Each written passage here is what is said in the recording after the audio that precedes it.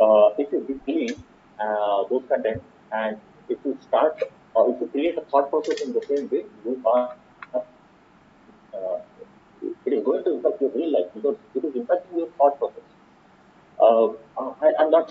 I'm not connected to educational field these days, but what I heard about is that there were a lot of rumors about whether exams are going to be conducted by universities after the COVID or not.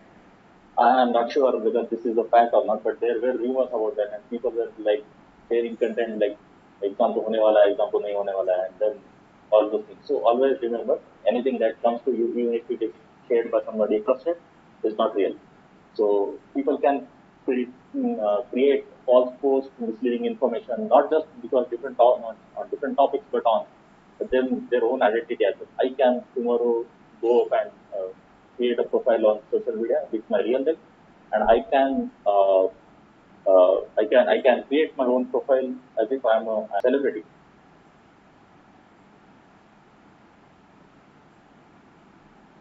I can pretend like that. Right? I can create two pictures and then put them and then make a feel that I'm a celebrity.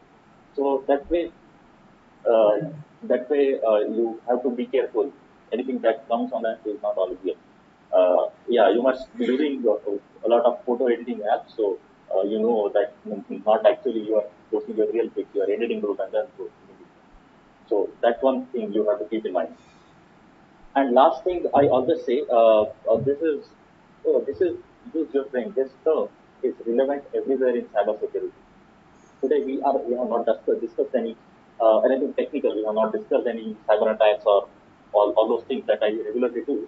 I did something new today. I tried my best. So I always keep on saying use your brain. Why it is important is because people don't use your brain. They are not very smart. As the reason cybersecurity field is existing. Tomorrow, let's say if everybody is smart and they are not sharing passwords and they are not getting hacked, they know how to prevent safeguard themselves. Automatically, the requirement of cybersecurity will go down. But people don't use their brains. Right? We have to use our brains while we are uploading some content onto social media, while we are forwarding some content to our friends. We have to use our brain and think whether this is true or not. When we are sharing, to think whether this is really necessary. What will I achieve using this? I have to use my brain, and whether will it create a damage to my identity somewhere. So use your brain not just on social media but everywhere. If you are doing an online transaction, use your brain whether you are paying the correct amount and whether you are paying to the correct waiter and whether you are paying to a correct person. Whether if you are filling up might be some registration administration forms or you are preparing or going for exams, use your brain. You think whether you are doing it correctly or not. So if you do it correctly, you are 99% safe. You are reducing your chances of getting attacked online. So this is one thing you should always keep in mind that use your brain. Whether you are connecting with people, whether you are talking to people online. So it's not just we are posting things on the public profile, but if you are talking to someone in the messages, that to you, right? So use your brain there. What information you are sharing in DMs, what information you are sharing in the messages, use your brain. So that's the final thing I must say. I always keep saying use your brain. If you have happened to attend my previous webinars, so I use the same term, use your brain. Okay, so that's what I guess my 45 minutes are over. We are at the end of the session. We are open to Q&A. You must have, if you had questions, you might have posted them on chat. I can't see the chat, but I request someone to please read out the questions and I can answer them. Remember, it's not just social media, but I'm happy to answer about cybersecurity. Hello, am I audible, sir? Yes. So there is one question from Charmin said that what kind of actions we can take against spam messages at our level, like sometimes they say if you don't this much amount of money and ask for your details. Uh, See, you can avoid spam And the other way you have to do with spam is ignore them. When you know that this is a spam, you just ignore them and report them. So you just you get an option to report spam filter. Just report the spam. You cannot really do anything against them. First thing you have to ignore, and second report. So whenever you get a spam message saying you won a lottery or you have got awards or something, uh,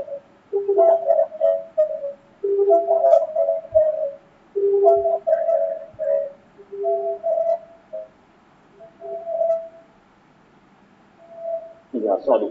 Yeah, there was some disturbance over there. So what I was saying is, whenever you receive a spam, you have to be no and report them. That's it. You don't have to do anything. Once you report it, there's a mechanism to identify spam by a lot of companies.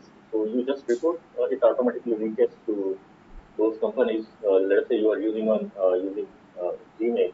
If you receive a spam in Gmail, you report it.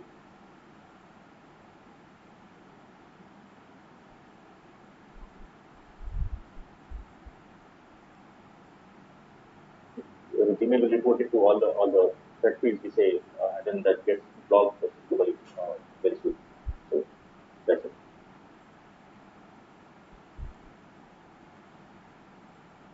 There is one more question, sir.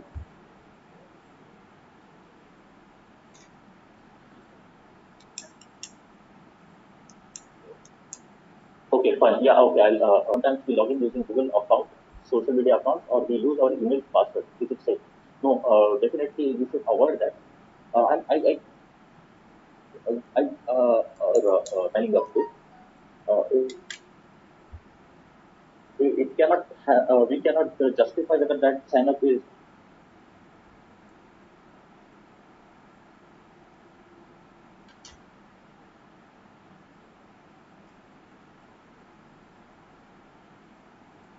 safe or not. We cannot be very clear on that. They logged in, but let's say, take an example of a very giant social network. Let's say take Quora. Quora allows you to log in using Google and Facebook. So in some way, it is, I must say, but we should not trust saying that something is safe, right? So avoid that. It's not like they are very safe and behind the not using those things is Quora might be fetching some information from Facebook. And if you are signing up using your Google or Facebook, they might fetch some information. You might not know that this information is being fetched. They might not tell you, but that gets fetched. So to avoid that thing, it is unsafe. And to talk about using your email password, email password is you can use email to log into some other third-party application. Let's say, take example of Quora. You can create using email address. You don't use the same password you have set to your Gmail to your Quora. You don't use the same password on Gmail and Facebook and Instagram. Use separate passwords. Use Create combinations of password. Let us say today your password is password 123. Don't use this password. Okay, password 123 on Facebook. You change something in that password.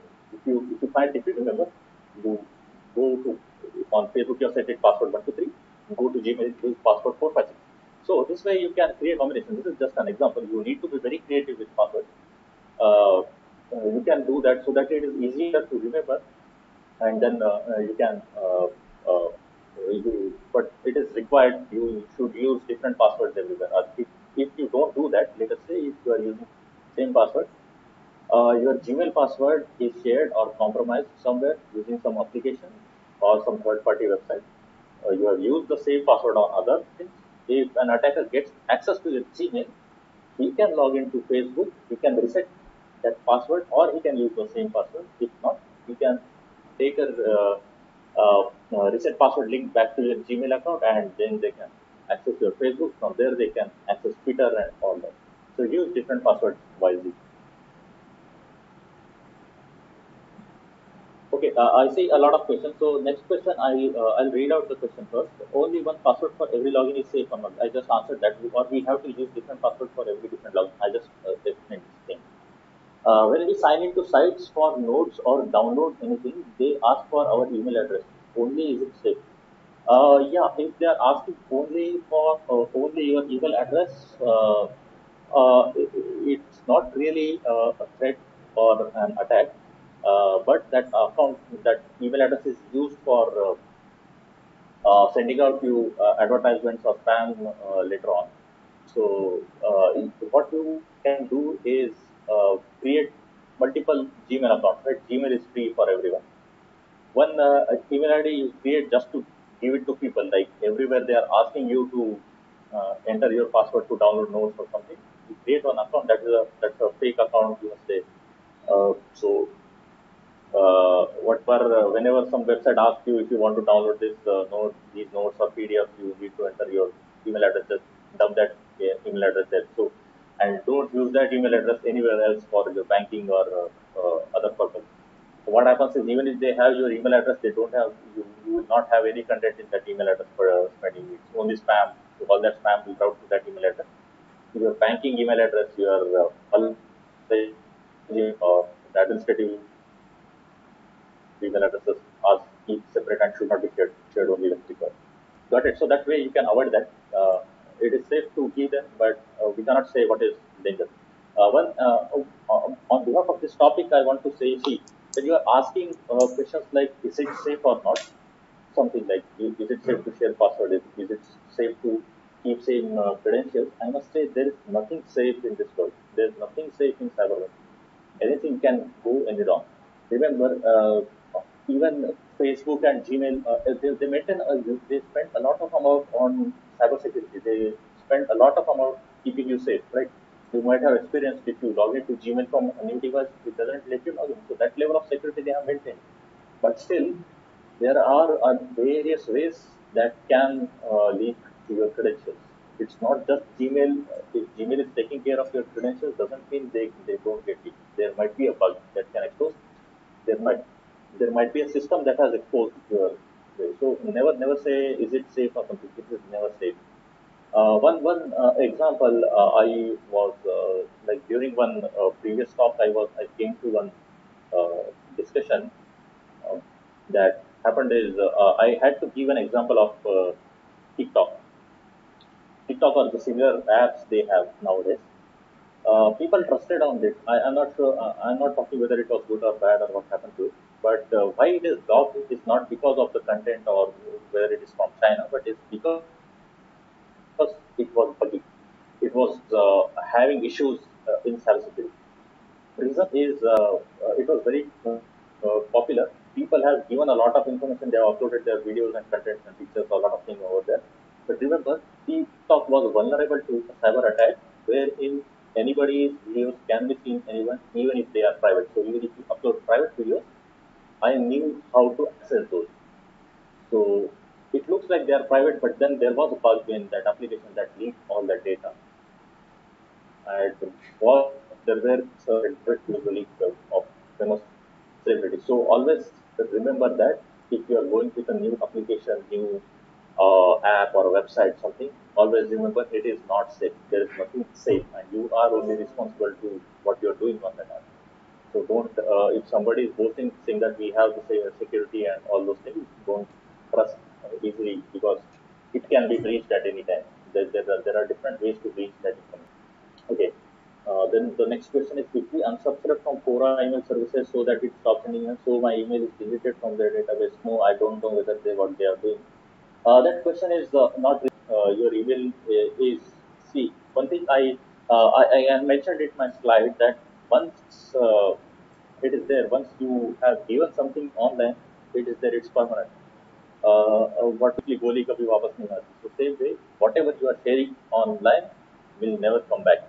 So once you have given your information to Quora or any platform, it will pretend that it is deleted, but in the backend it is not deleted. In the backend, it is there. They have kept it for their record. It is required for their record to be kept. So don't think when you have deleted your profile, your content is now deleted from there. Only thing is it is not visible publicly, but that content is present by someone because that is a compliance requirement. I know that it has to be maintained for a longer time.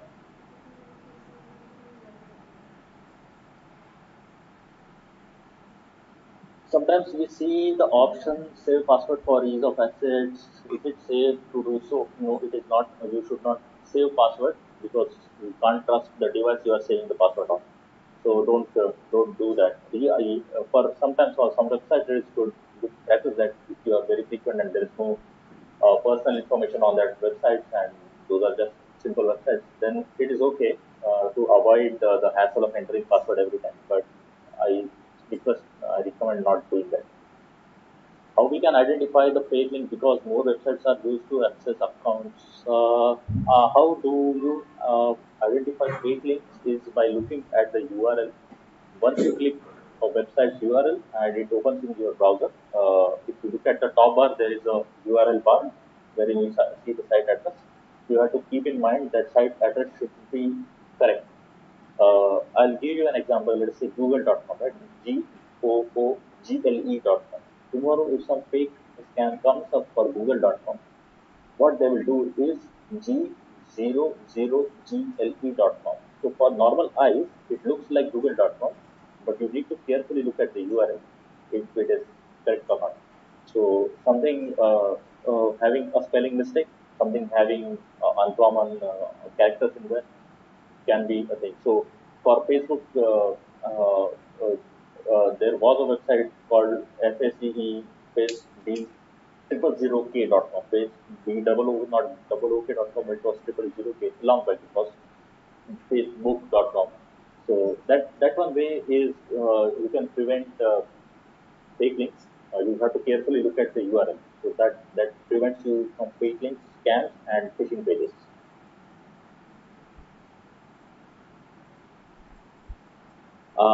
We should ignore. I said we should ignore spams, but in case someone falls prey to this, what she should do to prevent it? Yes, I remember. If somebody has fallen prey to a scam and he has given out money, immediately reach out to the administration. I must say, if you have uh, scams can be various ways. Right? If it is through online transaction, you have to immediately report to your bank stating that you have been scammed. First thing, they will then from that point onwards, you have to report to police. The second step. Why it is necessary is because uh, if you are using Paytm or any means of online transaction and you have transferred some money to a scammer by mistake, you may fall prey. It may happen. There is a mechanism that even if you are transferring money to somebody else, it is not actually immediately transferred to somebody else. It doesn't happen immediately. It takes time. Even if you are getting the receipt immediately, that money is transferred and the person there gets a message or something that money is received, banks don't really immediately transfer them. So there is a way wherein banks communicate with you can be prevented, but it should happen immediately. It should not like it happens after a month or a week or so. It should happen immediately. So immediately inform to your bank that I'm scammed, or if you say your credit card or debit card pin is stolen and somebody else has done a transaction, you immediately report to bank saying that there is a transaction from my account and that is not me. They will immediately block your ATM or they'll block your debit or credit cards and they'll stop the transaction. In that they will not transfer that amount to the other bank, and that can be reverted. So always remember when you fall prey to some scam, first go and report to your bank saying that this has happened. They might help you. I'm not saying they will definitely help you, but they might help you in some ways and to recover that money as well. But then they will refer you to go to police and lodge a complaint. So next step is you have to go to the nearest police station and launch the complaint, get an FIR. Or that's a different process. You need to go there and then get that FIR back to your bank. Bank will process it. So that's how the most of the banks do. So there might be some difference in the policies of banks whether they stop the payments or not. But whenever you get scammed, immediately report to your bank first, ask them to stop the transactions if it is not completed. If it is done already, they can't do anything, of course. But if you get an investigation and you get an FIR, that transaction can be reverted. So that money that you have lost can also be reverted. But remember that has a lot of dependencies, so it is always necessary. If we fall prey to some scam, we immediately report it. If you go like after 2 or 3 days, it doesn't really help because that money goes somewhere else and then cannot be reverted. So it takes time to revert them. This is the thing you should do. First thing, don't fall prey to Yeah, if you fall prey, always be use your brain and go to the bank first.